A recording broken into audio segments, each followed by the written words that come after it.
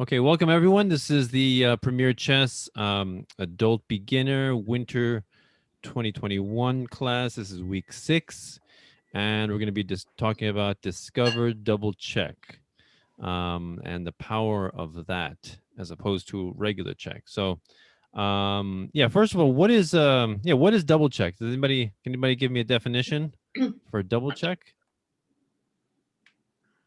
When the king is in check by two or more pieces simultaneously. Yeah, I don't think it's possible for the king to be in check for 3 pieces. I was wondering about that. I don't think it's possible. Yeah, I think 2 pieces, maybe 3, but yeah, definitely 2.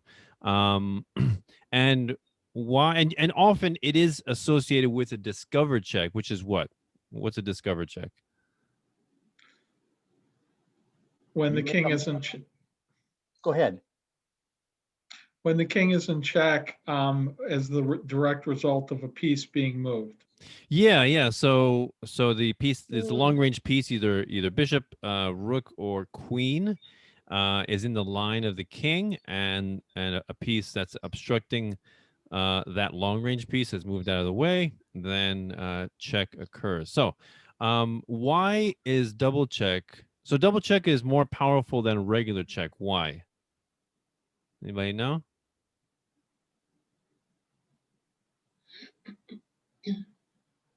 Well, you have to avoid check from both pieces. Right. So there's three options that we think about when we're in check, right? You guys remember the 3 options? There's a little acronym that I often use. Capture, capture, protect, and run. Right, CPR, capture, protect, run, right? The CPR, cardiopulmonary resuscitation, and normal language to revive or save someone, rescue someone. And in chess, we save our king with CPR, capture, protect, run. Now, which of those 2 is impossible? Which of those 3 is impossible? There's 2 of those options that's impossible with a double check. What do you guys think? Capture and protect.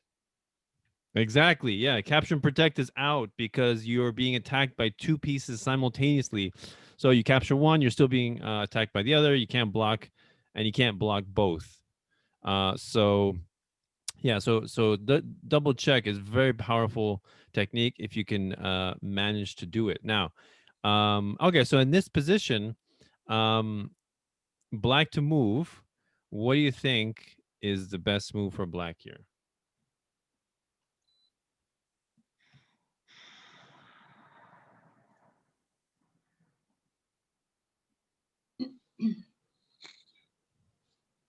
And Madden, if you know the answer, also you can just feel free to call out. Okay. I would probably take out the bishop. Okay. So you can capture the bishop with the queen or the pawn. Which one do you want to do? Pawn.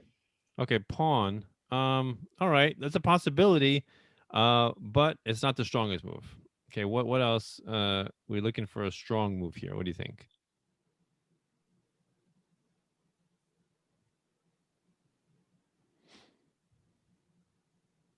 Queen to G5. Okay, queen G. Actually, the queen cannot go to G5. The bishop's in the way. Oh yeah. Right. So what else? Knight F3. Knight F3. Knight F3. Okay, so that is a discovered double check. And what else is that? It's not only discovered double check, but it's also what?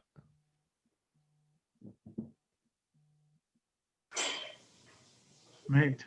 It's also mate. Yeah.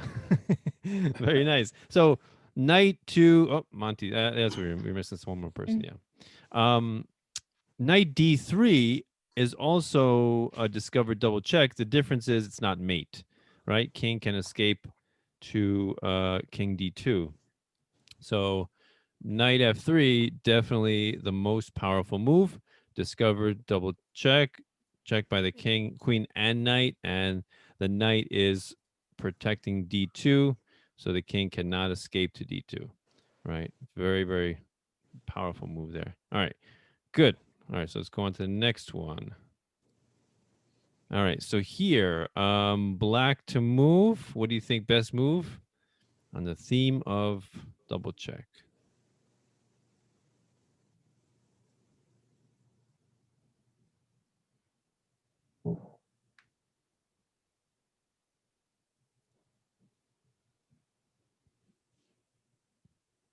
Welcome, Monty.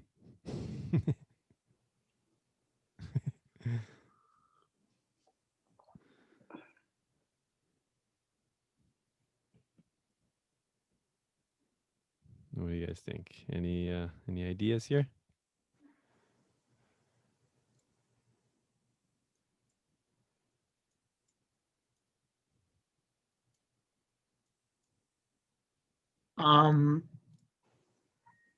Queen to F1. Queen to F1. Why would you do such a move, Michael? Why? What's the purpose of that one? Well, now that you said it like that, I'm not sure. Well, it can still be good or bad. Well, it's a forced checking move, right? Good, good. No, that's something that you should always consider first. Very forceful moves, right? So queen to F1, it leaves white with no choice but to capture the queen, right? Right. So and that would then be what- so really quick. That queen E2 is much less powerful. Why? Why is that much less powerful? Even though the queen can be captured.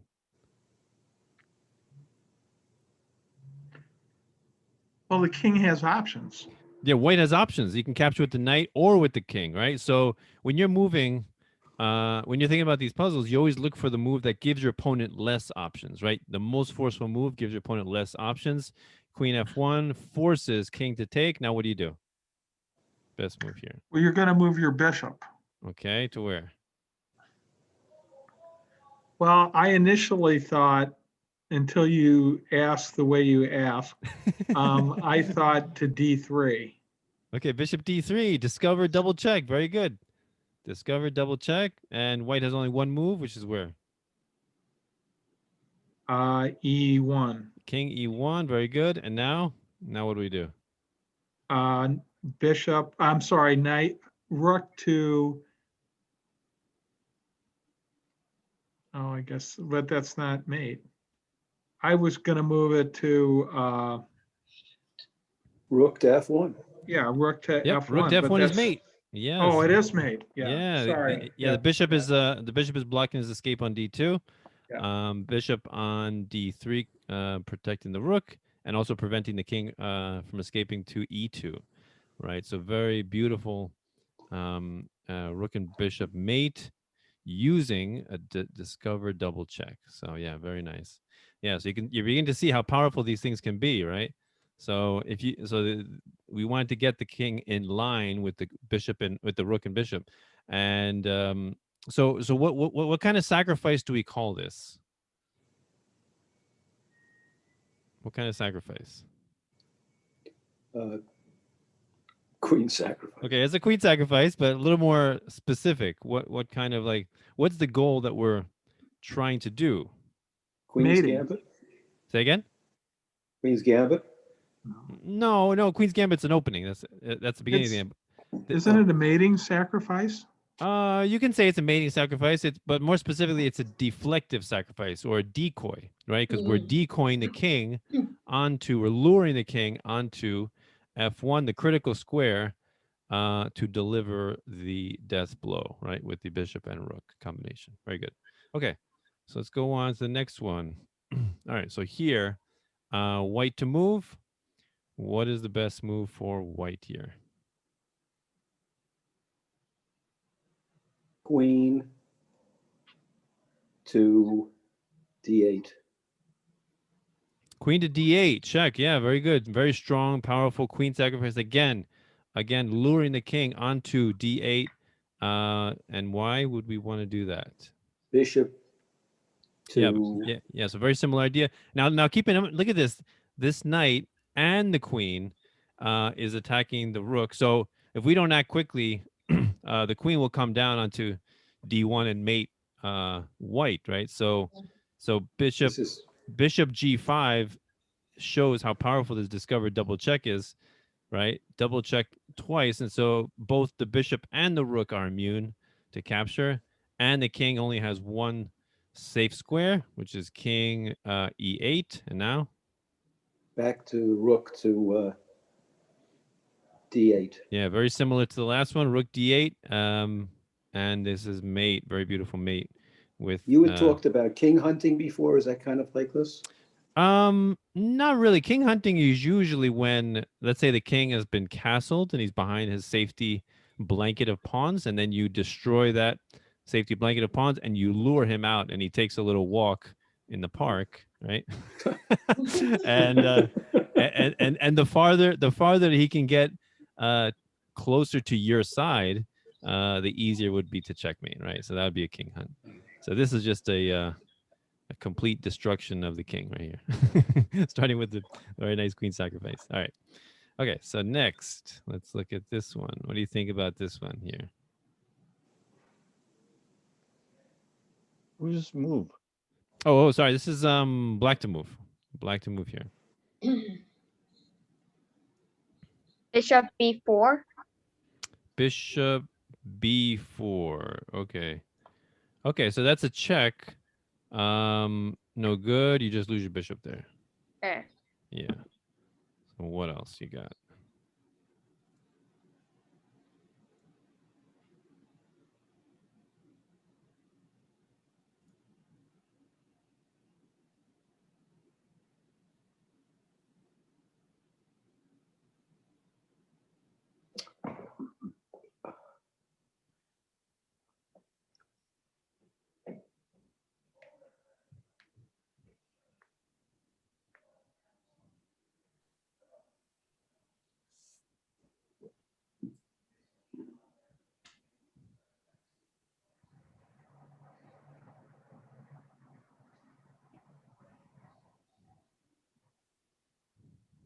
Any ideas? Any How about queen takes d4? Okay, so queen takes d4. Why would you do that? Queen takes d4, e takes d4. Now what do you do? See if you can visualize it. Well, if white doesn't respond to that, you win a pawn. If white does respond, white captures the queen with e3, and Yeah. then you've exposed that e file, and you do a discovered check with bishop b4. Good. Okay, then king d1, and then what? See if you can you see the ending? And then you move rook at a to d1. Very to good. d8. To e1. Bam. Very nice, very nice. Yeah, so the idea. Hi, Evan. How you doing? Hello, everyone. Just saying hi. Hope all is well. Yep, we're doing discover double check here, studies. So the idea is to open up the e file, right? The e file is closed currently with the pawn. So queen takes. You can say that's kind of like a decoy as well, decoying the e pawn onto d4, opening up the rook and the bishop, and then with the bishop move to b4. Beautiful double check, leading to mate on e1. All right. Yeah. So similar. So these last ones were all similar patterns, but in slightly different ways. Okay. So this is much different. Okay. So white to move. What do you think is a good move here? Wow.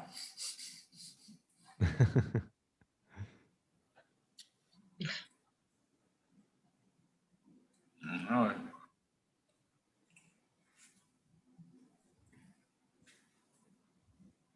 Rook Is this impossible? H, rook to G7. Rook to G7. Let's see here. Okay. I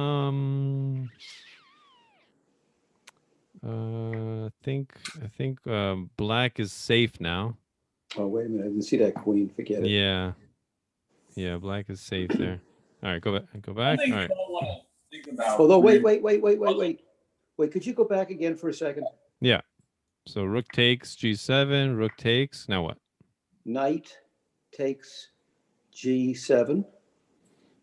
Okay, so knight takes G7. It does discover a check on the king. However, it's not a double check Therefore, this rook can be taken, Oh, right? So not as strong as One thing you discover- want to think about when you're doing these puzzles or playing chess in general, right? You want to always look for forcing moves first, right? So there are two types of moves that you always want to think about, right? Checks and captures, right? Even before that, checks, right? Because checks are actually the number one forcing types of moves.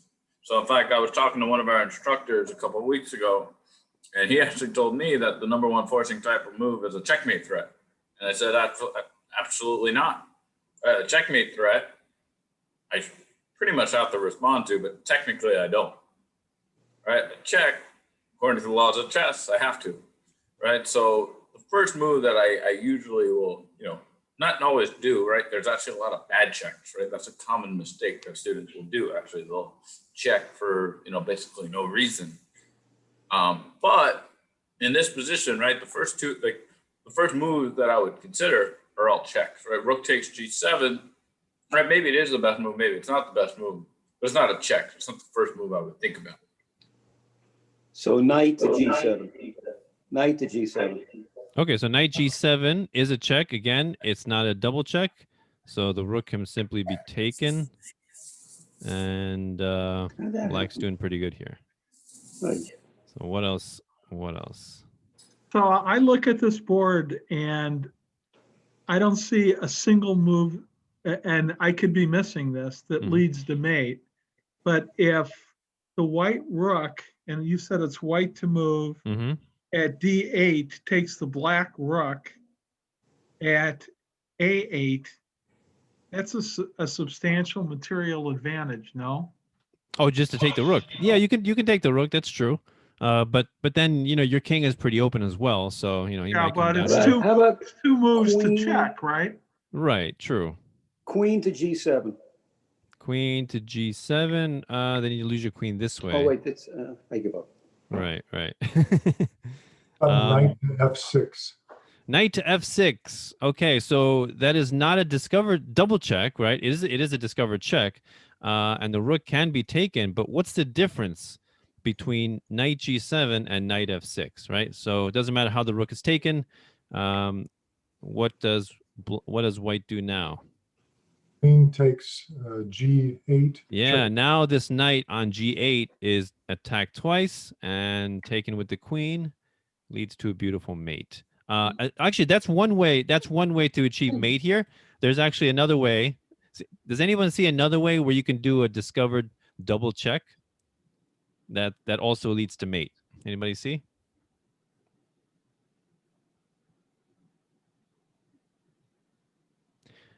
Actually, also now that I look at it, knight F6 doesn't work because bishop takes, and now the Oh. queen takes, Yeah. and it's not mate. So it doesn't work actually. Sorry. Yeah. All right. Does anybody else see another way that going on the theme of double check?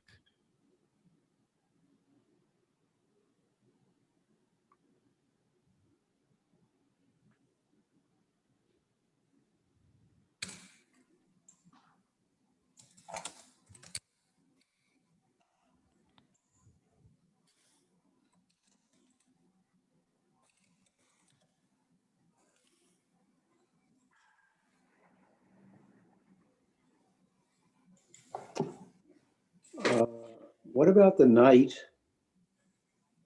to D6? Okay, knight D6. No good. All right. Bishop takes, yeah, you still lose that rook. Yeah, at yeah. D8. Oh no, actually, yeah. So you can do this Yeah, way or yeah. the bishop. Yeah, No good. yeah. What And the if, queen what if, protects G7. Yeah, go ahead. what if you have the white rook at H7 takes that pawn? I think someone said that already. Rook can take. Oh, I'm and- sorry. No, queen covers. Got it. Yeah, Sorry. yeah, he's pretty Yep, good. yep. Sorry. Yeah. So remember the first thing you always look for, right? In all puzzles, right? Is checks, right? So look at all the checks. So we already looked at knight G7, knight F6, knight D6, knight C7, probably do the same exact thing. So what other checks? And let me say something else, right? Yeah. Yeah, go ahead, Evan. G8. I'll let him answer first. Okay, queen Yeah. g8. Okay, so queen g8. All right, so I don't know. Yeah, I think we did say queen g7 already, so that doesn't work.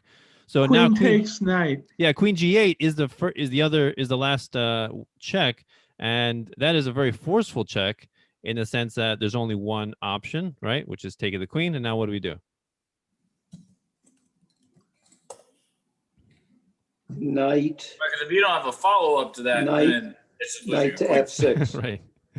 Yeah, knight f6. Beautiful. This is an example of a discovered double checkmate. I love saying that. Discovered double checkmate, right? It Beautiful. was easy after every other choice was eliminated. Right. Let me say something that's important to note here. Yeah. Okay. Part of the reason that I think, well, not part of the reason that most of you did not actually get this answer, right, is you are like too afraid to even really look at queen takes g8. You're like, oh, like queen hanging a knight, taking the knight for a queen, like that's certainly not good. But you sometimes need to look for those extra candidate moves, right, that you might not see otherwise. Right. And one way to do that is like, even if it looks like literally ridiculous, right, you should look at every single check or capture. Yeah, exactly. Yeah. So sometimes we gloss over what seems to be an illogical move, but if you look a little bit closer, it may have more potential than we think. So yeah, knight f6. This is a beautiful position because the knight also protects the rook on h7, so it doesn't even allow the king to take, right? And this rook can be captured twice, and this knight can be captured 1, 2, 3, 4 times, and yet both pieces are immune. This is great. I love it. All right, discover double checkmate. Keep that in mind, okay? All right. How do you end up in that position in the first place? It's I possible. mean, why wouldn't the rook, I mean, if you're in that position, how would you get there without the black rook taking the white rook? Right. I know. Yeah. I mean, I don't know. I think I sent you guys that video of the possible chess games that exist, So never doubt what the possibilities are with chess. All right. So what do you guys think about this position here? This is black to move. What's the best move for black here?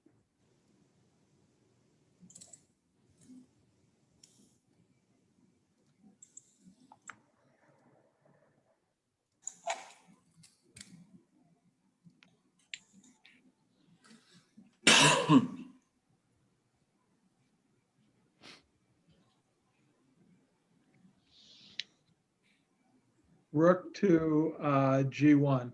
Yeah, rook g1. So let's examine this position real quick. So a real quick examination of material. Who's winning here?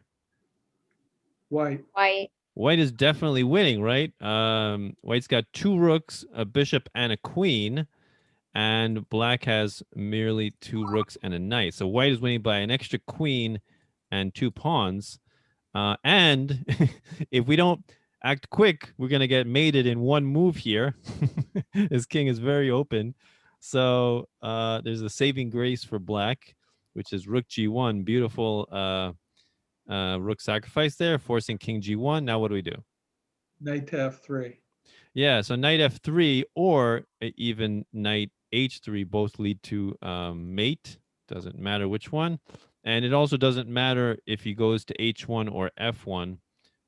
Both lead to mate as well. So let's just go here just to show you this. This is a special type of mate. Anybody know the name of this mate? Yeah, Evan. Back rank. mate? Arabian mate. Yeah, the Arabian mate. Very cool. I'll tell you what, Danilo, I'm going to ask you a question now. Yeah.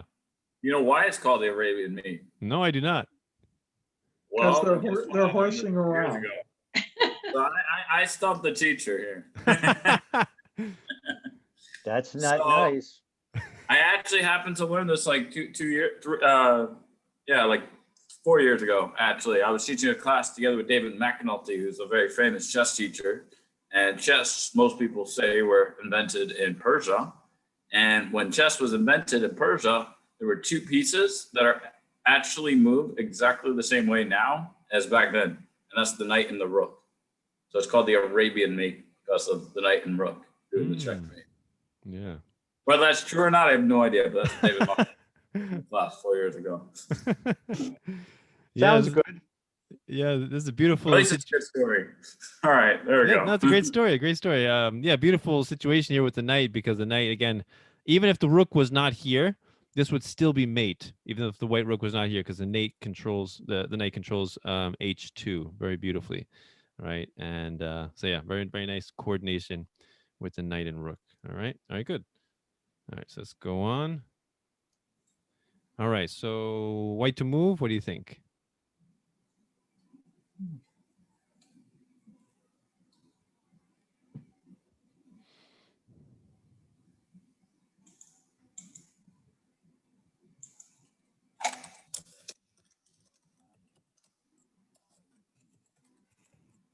Knight E8.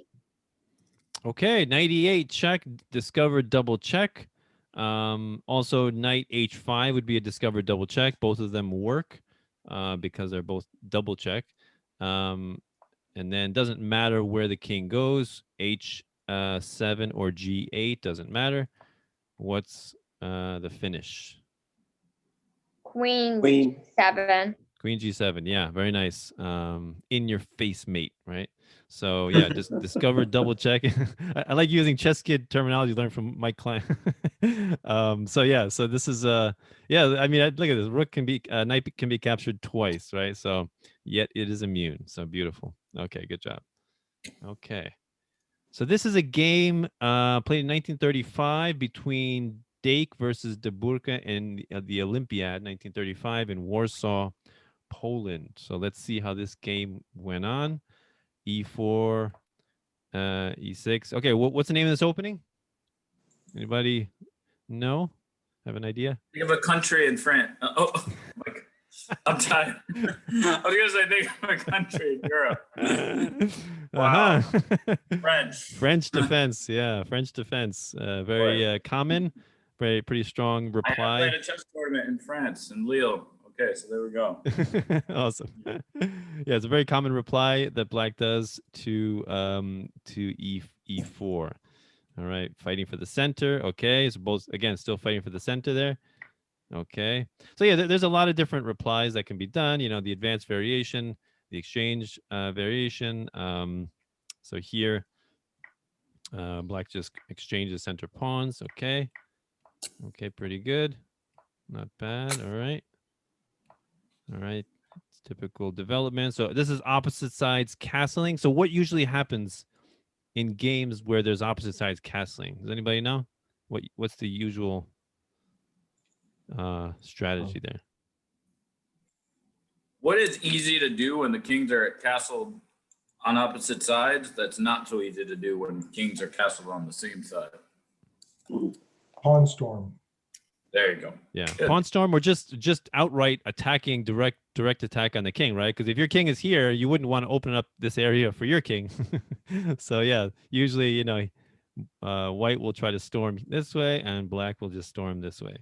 So very common strategy in this situation. So okay, so yeah, there goes white beginning his attack.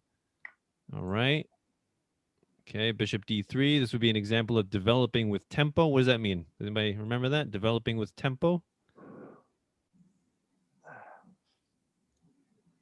You have the initiative? Yeah, so developing, first of all, is bringing a piece from the original square into a square where it's productive. But developing with tempo would be attacking at the same time, right? So you're accomplishing two goals, which is wonderful if you can do, you know, because we only have one move, so you can accomplish two or more goals with just one move. It's excellent.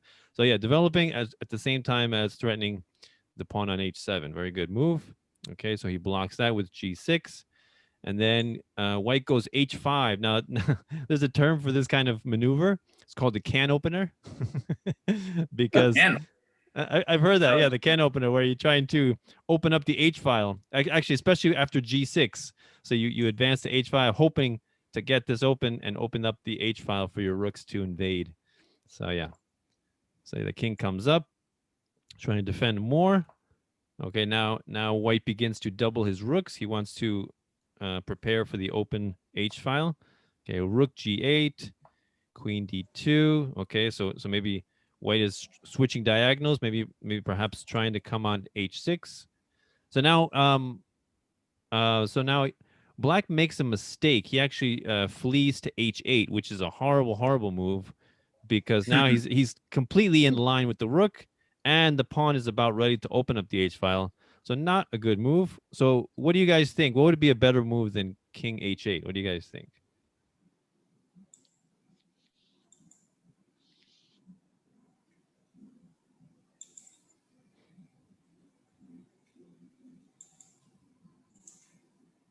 Bishop to G5. Okay, so bishop G5 looks like it's going to win the queen. Problem is the bishop is attacked twice. 1, 2, Right. and defended how Right. many times? Just once. Just once, right? So the bishop is lost. Yeah. I think I'd try and retreat the king back to the middle of the board if possible. Yeah, so king f8. Yeah, king f8 is probably the best move here, because things are going to get heated on the H file. So no shame in fleeing here. I would definitely do the same thing. So, all right. So king H8, not such a good move. Now white goes queen H6, very good move. So the king no longer protecting H6. Queen occupies H6 now. And now another horrible move here. Bishop to G7, very bad move. Why is that a bad move? It doesn't allow the king any squares to escape. That's true. The king is completely boxed in, and the H file is about to be open. So what can white do here? What does bishop G7 allow? Daniel, the reason I don't like that move is once the king retreats, which is pretty easy, that F7 pawn forks the king and the queen with 2 knight moves. Okay, so if a knight were to get to F7 in this position, it's not really that it would be a fork, it's that it would be mate. Yeah, it would That's why- be, That's right. why that would be bad. Yeah, this is Yeah. a smothered mate. The king has nowhere to go. Okay, so that's one idea. Anybody else? What do you think? What do you think white can do in this position? I'd post I would retreat my my queen to F4 and post it there. Okay, you would And bring the then- queen back to. Yeah, and then my next move would be knight to E5. Okay, all right. So slowly putting pressure on the unprotected F pawn. All right. Yeah, Anybody then else? I have 2 attacks. Anyone else here? What do you guys think when you look at this position? Any H takes G6. H takes. Oh, hold on. Okay, sorry Somebody's about that. sending in an answer. Okay, so you said H takes G6. All right. So if you do that, then you lose your queen with check. Remember what I said before, right? Yeah. Not all the time, but most of these, right? If it's going to be like a forced checkmate, the first move is going to be check. So, right? Because one thing you have to always remember, it sounds like, honestly, in a way, sort of simple, but a lot of, students will forget a lot, right? The idea that whenever you're playing chess, right, you're playing against an opponent, right? Not a partner. So whatever you want, your opponent wants the opposite, right? So if you're going to get him to do something, right, you need to actually force him to do something, right? So like H takes G6, yeah, you're threatening queen takes H7 checkmate, right? But of course, black could, play bishop takes H6, and then you need a follow-up after that, right? So that's why you always want to go for, again, not always, right? Eventually, you're going to do like some harder checkmate in 2 puzzles, checkmate in 3 puzzles, and so forth, where the first move is not check. In fact, I was working on one myself yesterday, and it took me like a while to solve, and it was a mate in 3, but the first move was not check. So yes, it was actually rather like challenging. It took me like 10 minutes to solve it. But most of these, you know, in order to like learn how to calculate, you know, you should start by like evaluating the checks. Queen to H7, Queen takes what? H7. H7, yeah. Okay, so let's look at real quick. So the other check was queen takes G7. Why is that not as good of a check? Because the rook will. So yeah, so there's two options, right? King takes Yeah. or rook takes, right? So you always want to Yeah. choose the one with less options, the one that's more forceful. Definitely consider queen takes H7. King is forced to take, and now what do we do? Pawn to G6. H takes G6 is what? Check. No. Double check. Good. Keep Send going. Say again. Pen. Discover double checkmate. My favorite. Oh. Discover double checkmate. I love it. So yeah, beautiful example of you know, once you can get this H file, once you can get the file open, the rook's there, the queen destroys the pawn shelter around the king, and yeah, good things can happen. All right. So this is, yeah, great example of a discovered double check and mate. All right, good job. All right, so let's go on to the next one. All right, let's see here. All right, so this is Ready versus Tartakower 1910 Vienna. This is a very famous miniature game. This game is over in 11 moves. Okay. Very famous. So anybody know the name of this this opening?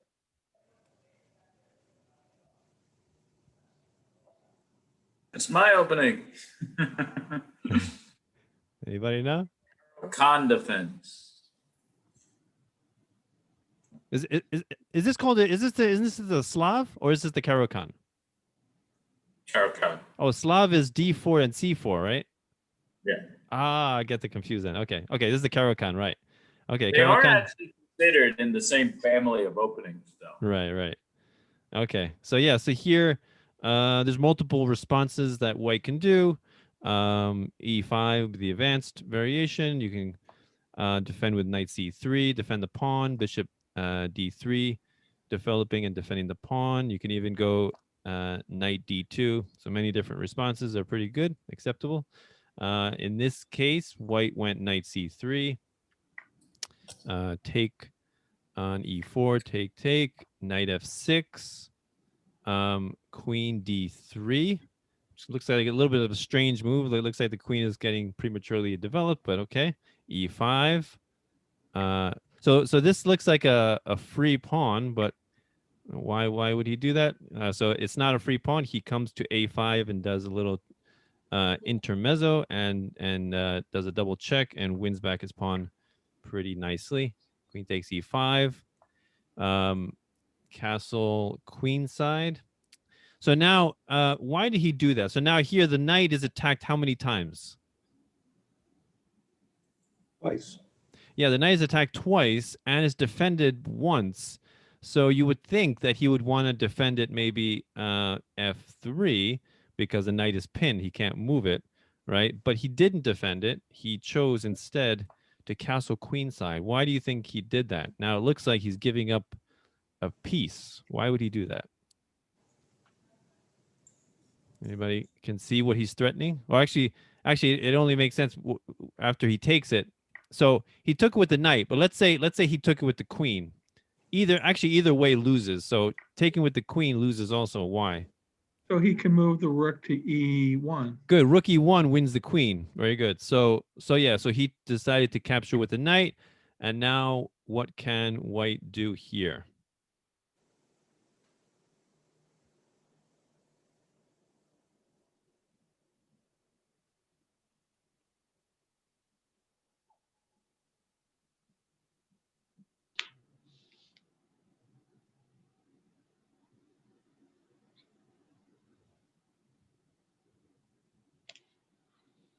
Queen to D8. Queen D8, good. You see the pattern now, right? So we need a decoy. So you see the bishop and the rook lined up here, ready to deliver some kind of explosion on the black king, right? Queen D8, beautiful decoy sacrifice. King is forced to take. And now what do we do? Bishop to G5. Bishop to G5, check. Now, the king has two options. He can move to C7 or he can move to E8. So now I'm sure you all know you all know the finish for king E8, right? Right? Yep, It's yep. a similar finish, right? The What's the rook? Yeah, rook to D8, good. So, and what about king C7?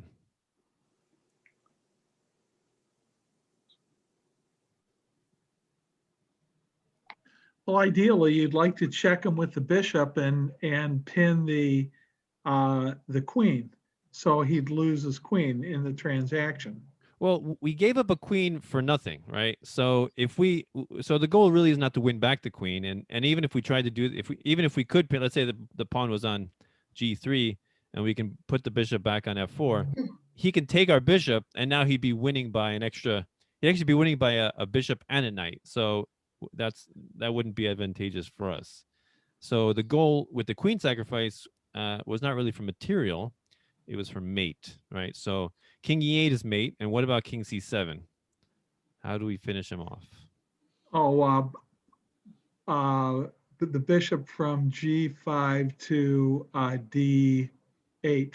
Yeah, beautiful, beautiful mate. Again, nice coordination with the rook and the bishop. So you can kind of say that the bishop is skewering the king and therefore controlling B6. So it doesn't allow the king even to flee to B6, right? I think we did skewer last week. So yeah, so you can skewer pieces, but you can also skewer squares, right? Important squares. So in this case, he's X-raying control of B6 through the king, right? Very nice mate there. All right. So any questions, by the way? Just stop me if I'm going too fast. Am I going too fast? Mm-mm. Everything's good? Okay, cool. All right. Let's go next. That's 11 moves. So now you guys know, okay? Now you know how to win in 11 moves. Oh, against a world-class player. well, that makes sense because I can already lose in 11 moves. well, we all start somewhere. Confidence, my friends, is Yeah. the number one important thing. Oh, yeah. Speaking of which, one thing that I have been telling a lot of people recently, are you always want to play as if your opponent is 50 points higher rated than you. That way you give them a little bit of respect, not a lot of respect. Right. And if there's one common theme,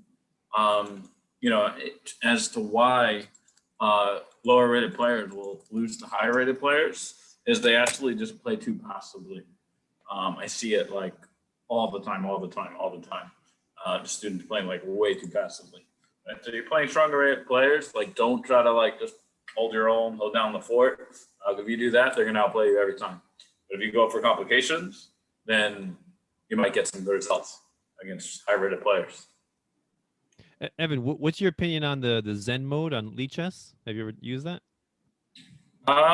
It's not bad. One of our other instructors, Brian Wilmette, was actually teaching me about it. I didn't know it existed until recently.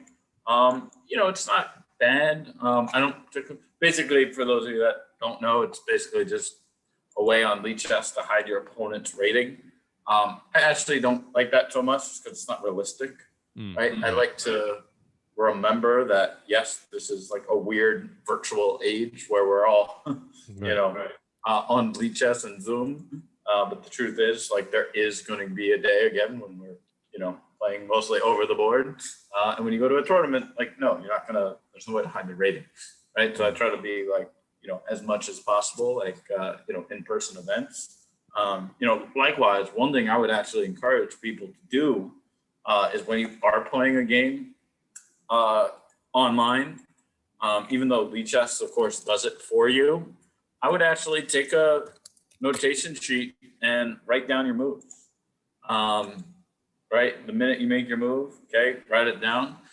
Because like the main idea here is, right, sooner or later, hopefully, everyone here will be playing, some like over the board tournaments. So I would try to mimic that as much as you can. Yeah. It's very important to not be psyched out or psychologically defeated before you even make your first move, because yeah, beginners often do that when they look at the rating and they're like, oh, I'm gonna lose against this guy. So no, don't do that. You make sure you force your opponent to beat you over the board, right? Not just in your mind. Very important. All right, so this game is Tora versus Lasker. Manuel Lasker, 1925 in Moscow. Who is Lasker, by the way? Anybody know who Manuel Lasker is? Mm-mm. He is the second world champion, right? I believe the second. Does anyone know what his most famous line is? There's a famous chess line that he says that I teach students every day. Oh, really? I didn't know that. Well, what do you do in chess when you see a good move? Find a better one. Exactly. Oh, you mean his quotation? I thought you meant like an opening line. No. Quote. Yeah, quote. Yeah. Right. See a good move, look for a better move. Right. Okay. Yeah, exactly. All right, very good. So let's look at this game. All right, so D4. Okay. All right, so again, fighting for control of the center, knight F6, right? Controlling E4 and D5. So one way to do that is to pin or restrain the piece that's controlling the center, right? So bishop G5. Okay, strike at the center with C5. Okay, protect your center pawn, right? Taking on C5 wouldn't really help white. It would actually help black because now black has nice control over the center a little more, a little easier. So don't give up the center so quickly, right? So E3, okay, capture. So yeah, always try to keep a pawn in the center if possible. So very good. Okay. Okay, pretty standard. Okay. Castle. Okay. All right. So now just piece maneuvering, improving some pieces here. So now maybe white's going to try to go for some kind of attack here, probably.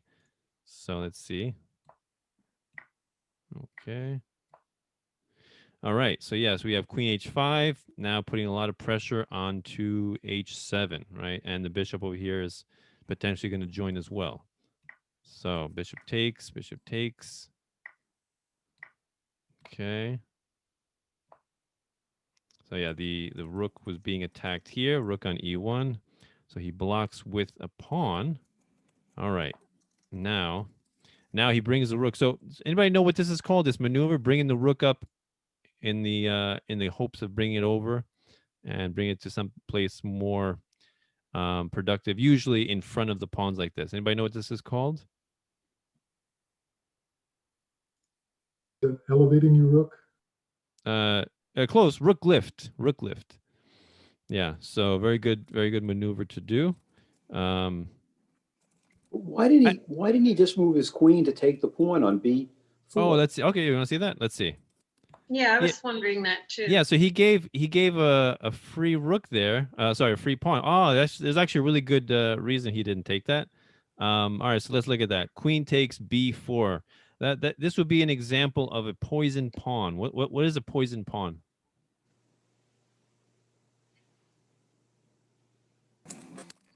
So I guess you want him to take it. Yeah.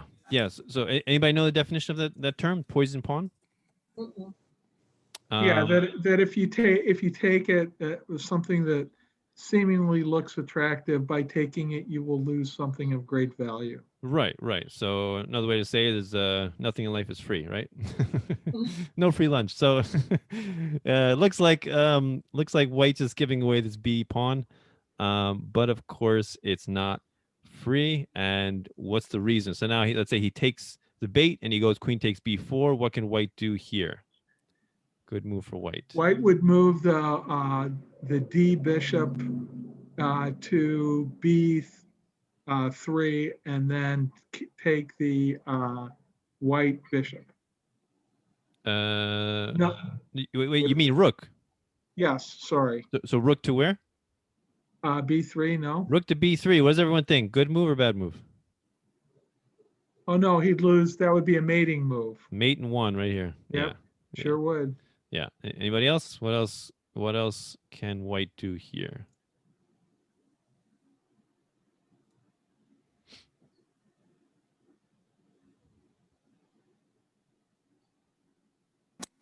Knight C2. Knight c2. Okay, so that does protect the rook and attack the queen. Okay, not really that forceful though. I mean, maybe he can go queen c4, attack the rook now. So there's actually a much stronger move than knight c2. What do you think? Rook to B1. Rook to b1. Yeah, look at this move. Very nice move. And what is this maneuver called? This technique right here? Skewer. Skewer. He is skewering the bishop through the queen, right? X-raying the bishop through the queen. Queen is the more valuable piece, must move away, and the bishop, the unprotected bishop, will be lost. And there's no way that he can move and attack any of white's pieces here, which is a pretty amazing, pretty nice position here. But So why can't he move the queen? Oh, I know why he can't. Never mind. yeah, so the queen basically has one. No, he's got two safe squares right here too. But yeah, so neither of them protect his bishop, and so actually But look at this. So look here. Actually, look at this. The bishop is still cannot be taken though. Why? He takes it. If he takes it, then queen to E1 mate. Right, queen e1 is still mate, so he can't take it just yet. So yeah, so why? Interesting. All right, maybe he was just looking for control over the b file. Maybe he just wanted to open it up for his rook, something like that. Perhaps. Okay. All right, so he didn't take it. Instead, he went queen f5. Okay.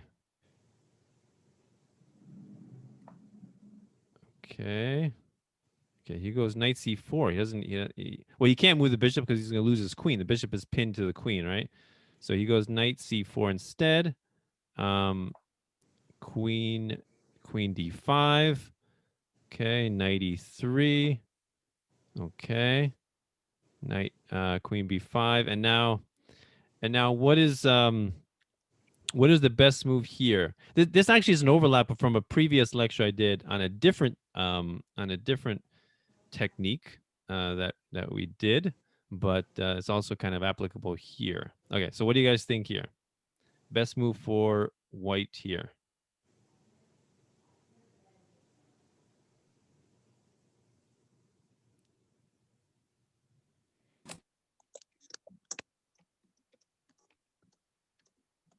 Bishop to H6. Okay, so bishop takes h6. Okay, so you lose your Wait, wait. queen. No, wait. I meant to. I take it back. Okay. Go ahead. Queen to H6. Oh, so Oh, sacrifice never the queen. mind. Forget it. I'm getting worse. Forget it. Okay. All right. Well, let's I just look only at had this. one glass of wine. I swear. Well, let's look at this. So it doesn't work. Why? Why doesn't it work? Because bishop. If we go bishop f6 with the discovered check, what can black do here to defend himself?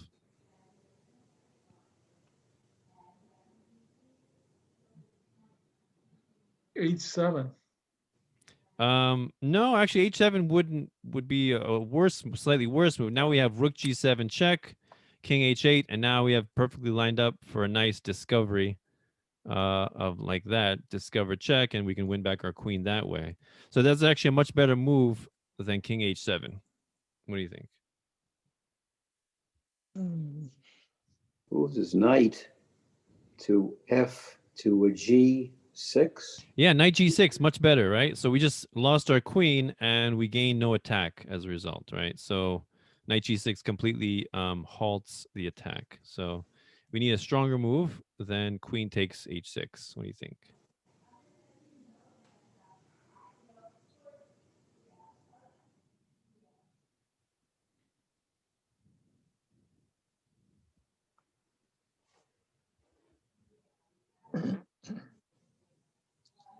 How about bishop f6? Yeah, bishop f6. Do you recognize this position, Monty? We went over it before. People from my last class, anybody know the technique we're going to reveal here? Anybody remember the name? Okay. So we'll see. Alaska. Say again? Did you say Alaska? No. I said that the technique we're going to reveal here. So okay. So let's see. So now what's the best move? So black, it looks like the white queen is completely free, which it is, and black takes it. And now, why did white do that? Why did he sacrifice an entire queen seemingly for nothing? That was for nothing. It won't be for nothing, right? Well, it's got to be. He's got to move his rook G to G7.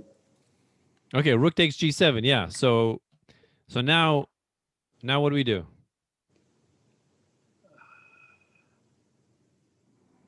Damned if I know. It's called a windmill. Yeah, this is a windmill. Yeah, do you remember? I remember we went over that technique, the windmill technique. Very, very powerful, very useful maneuver. So what's the next move here?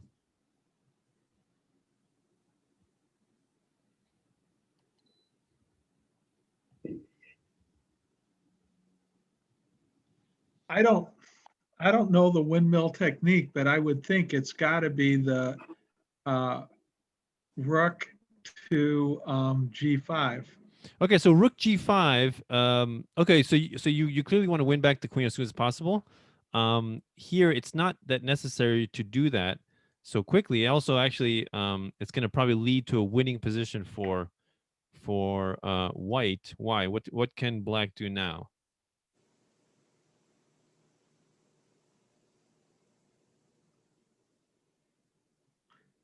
Well, it can, The king can escape To where?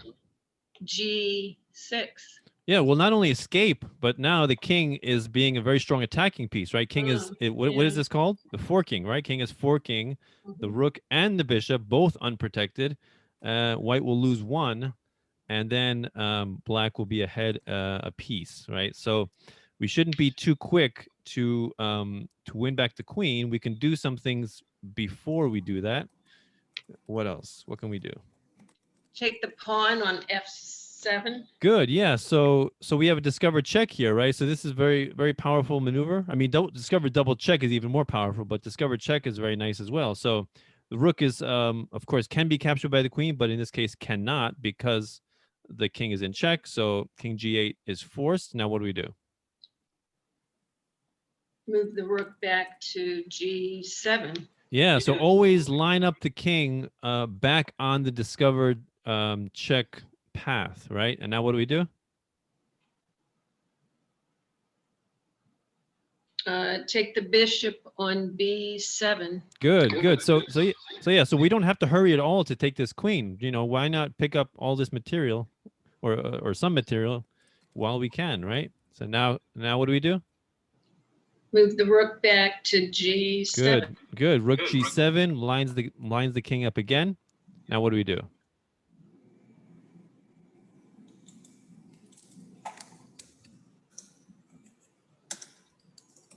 Rook to G5. Okay, so he did rook G5. So now let's look at real quick. There was another pawn here that we could have taken. Why? Does anybody see why that pawn? It might not be a good idea to take that pawn. Anybody know? Can see? You're going to lose the rook to the black rook. No, we're not going to lose it because this is a discovered check. Right? Oh. Yeah, but there's another reason why taking this pawn would not be a good idea. So you do want to take material when you're doing this discovered check, but at the same time, you got to look at the end of the road. It opens up the A file. Right now, once we take back the queen, the A file is going to be open, and this rook is going to be able to invade, right? So maybe taking this pawn was not a good idea because now the rook is blocked by his own pawn, right? So for that reason, he goes rook G5 check, king H7, rook takes. So we got our queen back. Rook H3. He gets his bishop, pawn. Okay, so now let's look at the position now. After all of that, who's winning? White. Yeah, white has ahead 3 pawns, right? And in top level chess, especially when you're talking about world champions playing, being ahead just 1 pawn is often enough for a victory, right? So white is ahead 3 pawns, so more than enough for victory. So let's just see how this finished up. All right, check. Okay, protecting his pawn. Okay, take. Okay. So knight c4, attacking the rook, protecting, and also attacking the unprotected d6 pawn. Okay. Okay, take, and here, a few more there. Okay, here in this position, black resigned. Okay, so now white is ahead 4 pawns, and this is definitely a winning position, and the end is very near, and this pawn is going to fall as well, right? Attack twice. So yeah, beautiful example of a windmill using. This is technically not a double check, but it is a discovered check, right? So kind of in the same family. So all right, is there any questions with discovered double check? Any questions, comments, observations? What do you guys think of that? Pretty neat. Yeah. So now you guys know the possibilities with that and how powerful it is. A double check, very, very powerful. If you can manage that in your own games, I highly suggest you try. Definitely. Yeah. Yeah. Operative word, if you can manage. If you can manage, right? Yeah. I mean, if you have your eye or if you have your mind thinking to the possibility that this is a very powerful technique, then you can actively search for it in your own game. Search for the possibility of trying to bring about a position where it happens, right? So it won't just happen by chance, right? You can actually actively try to make it happen. Yeah. Any parting comments, Evan? Thank you, everyone. If anyone has any questions, let me know. We got a couple more weeks, of course, of the winter session. I hope to see, of course, everyone in the spring session. And guys, if anyone has any questions, let me know. I also encourage you to check out our podcast. We've had like a lot of great people on there recently. I actually haven't uploaded it yet, but we had Sunil Weermantree, who's like one of the most famous chess teachers of all time, on it today. Nigel Short was on it like last week, 2 weeks ago now already. Time flies. He was actually a world championship challenger against Garry Kasparov. So in case any of you don't have the link, this is it. I would definitely encourage you to check it out. And guys, if anyone has any questions, I'd be happy to be of a resource. Sunil, does anyone have any questions, just like in general about chess, that Daniil or I could answer while we're here? I just have one question. You're kind enough to send us those videos of all of our classes. Correct. How long do those exist in, I'm going to use the word, the library? Are they there forever? I think forever, right, Danilo? Yeah. They're all unlisted, so you only can view it if you have the link. But yeah, they should be there for always. Okay. So, yeah. If you ever want to revisit the lectures, you can feel free to do so as often as you want. And Sunil isn't he the stepfather of Nakamura? He is also the stepfather of Hikaru Nakamura, the U.S. chess champion. Yeah. We talked a lot about Hikaru. Oh, did you? Oh, wow. A little bit of the behind the scenes. I don't know if I told you, Evan, but I played Hikaru when he was he was probably like 10 years old in like the late 90s, right? He was around that age. And I had a winning position against him, and he started crying. And then his father came and gave him a juice box, and then and then he stopped crying. And then I made a mistake, and he escaped with a draw. But I had a winning position, and I kicked myself that I didn't beat Hikaru Nakamura when he was weaker. That's called the juice box distraction. I know, right? Yeah. So I don't know what was in that juice, but I don't know what it made me do. But I messed up. So yeah, I was thinking about that years later. I'm like, I couldn't beat Hikaru Nakamura. But anyway, he's out of my league now. Evan, do you want me to close out the session or just exit myself? Yeah, I guess there's no reason to close it. Just stop recording. Okay. And then just leave it open. Make Alright. me the host.